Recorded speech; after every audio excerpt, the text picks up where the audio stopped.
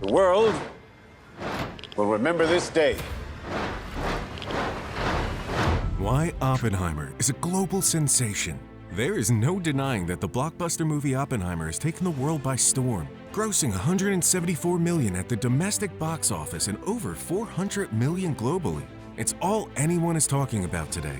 In less than 2 weeks, it's beaten Batman to become Christopher Nolan's 6th highest grossing film of all time. The movie is a huge sensation worldwide, despite sharing its release date with Margot Robbie and Ryan Gosling's Barbie. So grab onto your seats, folks, while we talk about what exactly it is that makes Oppenheimer an explosive hit. Chance that when we push that button, we destroy the world. Chances are near zero. Near zero.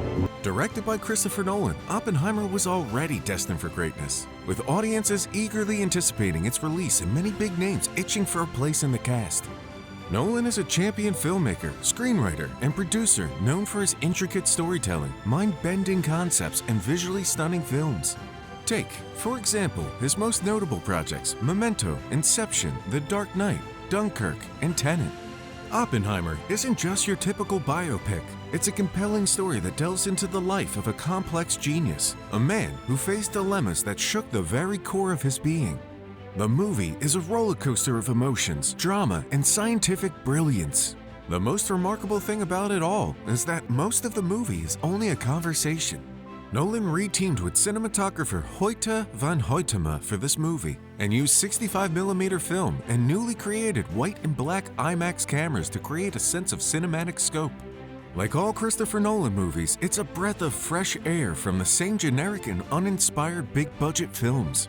Whether it be performances, cinematography, storytelling, or the score, Oppenheimer ticks all the boxes. The movie captures the essence of J. Robert Oppenheimer, his triumphs, his struggles, and the weight of the world on his shoulders during the Manhattan Project. We see a man torn between his duty as a scientist and the moral implications of his work. It's a powerful portrayal of the choices we make and the consequences they carry. In the opening scenes, Nolan brings up the myth of Prometheus, a titan who stole fire from the gods and gave it to humanity, ending in horrible consequences. This sets the undertone for the movie quite perfectly. The movie walks us through Oppenheimer's beginnings as a student and the troubles and brilliance of the Manhattan Project and his future battles with the US government over his alleged communist past.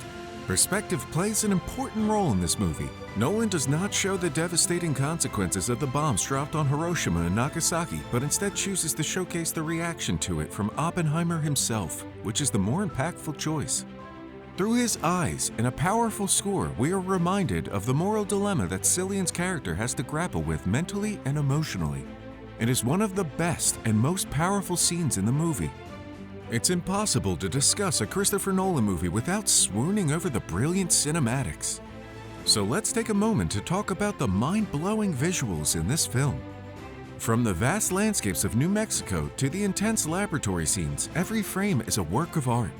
We see the particles swirling in the mind of Oppenheimer and the elemental components being brought forward through his intelligence in an incredible montage. Later on in the movie, we see the chain reaction, not the atomic explosion itself, but a manifestation of the fear surrounding the aftermath of its power. And let's not forget the breathtaking portrayal of the first atomic bomb test, the Trinity explosion. It's as if we're right there, feeling the magnitude of that historic moment. Nolan has an uncanny ability to make history come alive through his lens, and needless to say, Oppenheimer has dazzled us.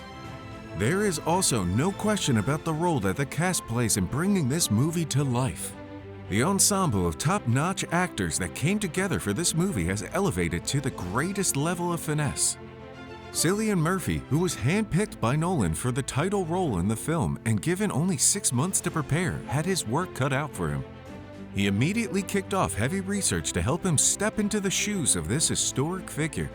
Murphy's transformation process included reading American Prometheus, Triumph and Tragedy of a Genius, and Bhagavad Gita, which is a 700-verse Hindu religious text that Oppenheimer would quote from, smoking fake cigarettes and following a strict diet. In the end, Cillian Murphy, as the father of the atomic bomb, gave a performance that was nothing short of Oscar-worthy. He captured the complexities of the character with brilliance and flair. Not to mention the supporting cast. Florence Pugh, Emily Blunt, and Matt Damon all delivered stellar performances with a chemistry that was palpable. Another performance that carried the movie was that of Robert Downey Jr., who portrays the twisted Louis Strauss. As a counter to Oppenheimer, we see parallels between them and how their fates intertwine, driving the story to its inevitable conclusion. The mind-bending storytelling is Christopher Nolan's signature touch, found in all of his movies. We call it the Nolan magic. The non-linear narrative moving back and forth between different timelines keeps us on the edge of our seats with suspense, always guessing what comes next. Add on the fast-paced and sharp editing by Jennifer Lamé and the tension levels start shooting through the roof. The film moves through moments in his life with a sense of urgency, but it effectively covers various details. The experience is so immersive that your eyes stay glued to the screen throughout the 3 hours of the movie. What stands out even more is the movie's score, produced by none other than Ludwig Göransson. The music is packed full of intense violin notes and recurring motifs that complement the characters' emotions and the gravitas of the story.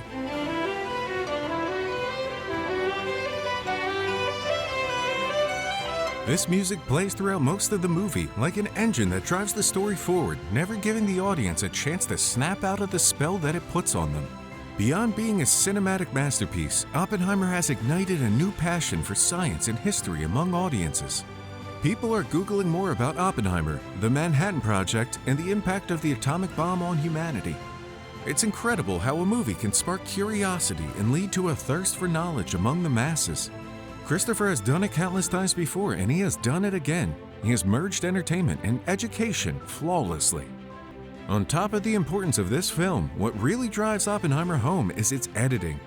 The final scene leaves you with a feeling of existential dread and some very crucial questions to think about well after the film is over. Most of Christopher Nolan's movies end with a profound message or prominent question, but it's never been as impactful as it is here because it's relevant to the time that we live in now. The ending of Inception questioned reality, and Interstellar proposed the idea of humanity's new home. The Dark Knight ended with the profound idea that a hero could take the blame to save the image of a city. The end of Oppenheimer, however, is a bit more vague and inconclusive. Has Oppenheimer stopped nuclear war with the horrifying use of his creation in Japan, or has he started a chain reaction? It all boils down to the idea that if the atomic bomb were to be used again, it would compel nations to retaliate, which would mean complete annihilation of everything and everyone on the planet. This terrifying and powerful message elevates Oppenheimer from a classic Nolan film for the ages to arguably the most important film of the century. There you have it, folks. Oppenheimer is a global sensation for all the right reasons. So, if you haven't already, grab some popcorn and experience this epic journey of science, history, and the human spirit in your nearest movie theater. Thank you for joining us today. Until next time, bye.